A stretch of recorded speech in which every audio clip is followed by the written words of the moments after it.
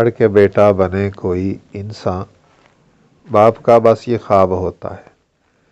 ہم انسان ہی پیدا کرتے ہیں، اور پڑھائی جو ہے اس سے انسان نہیں بلکہ تربیت سے انسان بنتا ہے، اچھا انسان بنتا ہے۔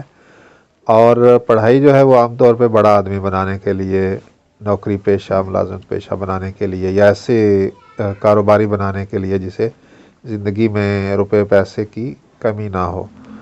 تو پڑھائی کا بنیادی طور پر مقصد ہمارے ہاں یہی ہوتا ہے۔ بہت شاید 1% بھی ایسے والدین نہ ہوں جن کا مقصد پڑھانے سے، جن کا مقصد کسی اپنی اولاد کو اچھا انسان بنانا ہو، ٹھیک ہے۔ اور پھر کوئی انسان سے کا استعمال ہوا ہے، اچھا انسان بھی نہیں کہا جا سکا۔ اچھا انسان ہوتا تو بھی تھوڑا سا معقول لگتا۔ اور یہاں پہ ایک اور خرابی ہے کہ لفظ بیٹا کو خاص کیا گیا ہے، حالانکہ باپ ہو یا ماں ہو، وہ اپنے بچوں کے بارے میں، بیٹی ہو یا بیٹا ہو، یہی سوچتی ہے کہ وہ اچھے انسان بنے، ٹھیک ہے۔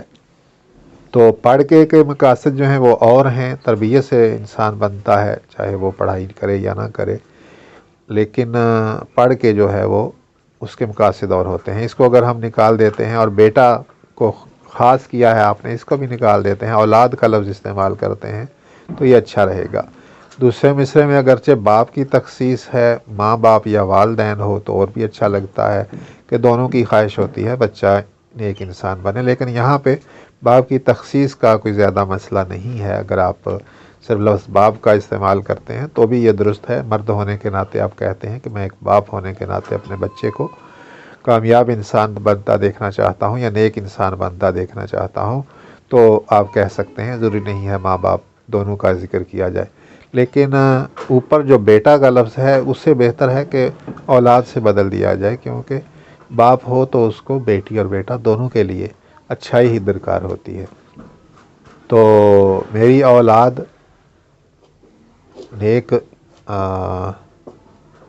یہاں پہ ہم کہہ سکتے ہیں میری اولاد نیک انسان بنے۔ انسان کا الف گرانا اچھا نہیں ہوگا، یوں کر سکتے ہیں میری اولاد نیک راہ پہ چلے، یا اس کی اولاد نیک راہ پہ چلے، باپ کا بس یہ خواب ہوتا ہے۔ یا میرے بچے آگے اس طرح سے لا سکتے ہیں، ایک ہجا بڑھ جائے گا، اولاد کی دال کی جگہ پہ ہمیں پھر کوئی اور لفظ لانا ہوگا۔ بہرحال ہمیں تھوڑا ایسا کہنا ہے جس میں جو عمومی طور پہ ہمارے ہاں والدین کی خواہش ہوتی ہے اس میں آ جائے، اچھا انسان جیسا لفظ آ جائے، نیک آدمی جیسا لفظ آ جائے، ٹھیک ہے۔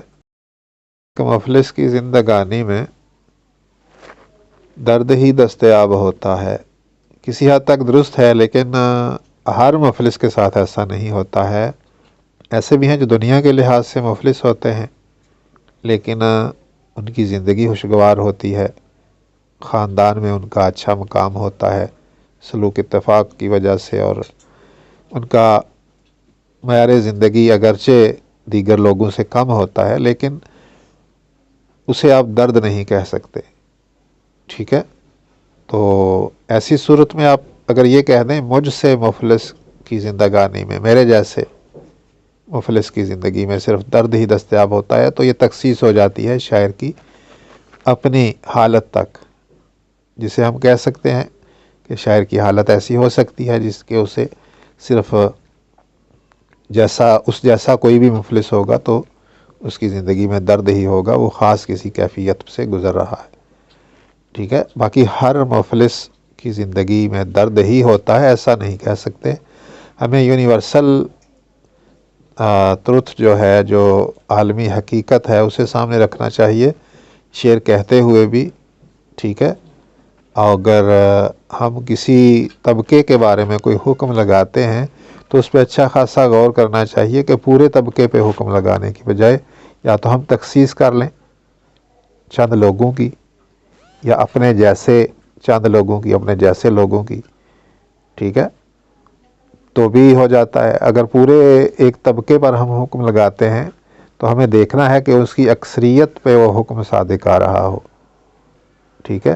لیکن ایسا نہیں ہوتا کہ اکثریت مفلس جو ہیں انہیں درد ہی نصیب ہوا ہو، ٹھیک ہے۔ مفلس کی بھی یہاں پہ اپنی اپنی ایک تعریف ہوتی ہے۔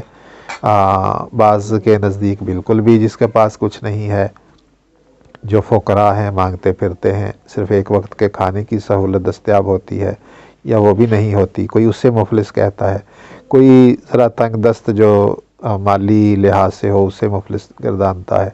تو اس حساب سے بھی فرق ہو جاتا ہے، لیکن میری رائے میں تھوڑا سا اس میں تھوڑی سی احتیاط کرنی چاہیے، تاکہ آپ کا کہا ہوا جو ہے وہ حقیقت کے برعکس نہ لگے، حقیقت کے خلاف نہ لگے۔ اور کوئی مفلس اگر پڑھے کوئی مال و دولت میں جس کے پاس کمی ہو، تو یہ نہ سوچے کہ یار میری زندگی میں ایسا تو نہیں ہے کہ درد ہی ہو بس اور کچھ نہ ہو، زندگی نے بہت کچھ دیا ہے اگرچہ دولت کم دی ہے۔ تو یہ چیز اس کے ذہن میں نہ آئے، بلکہ آپ کا پڑھنے والا کہے کہ گویا یہ بھی میرے دل میں تھا کہ یہ میری ہی بات ہو رہی ہے، میرے متعلق ہو رہی ہے، ایسا اسے لگے کہ آپ نے ایسے طریقے سے اس حکم کو بیان کیا ہو، ٹھیک ہے۔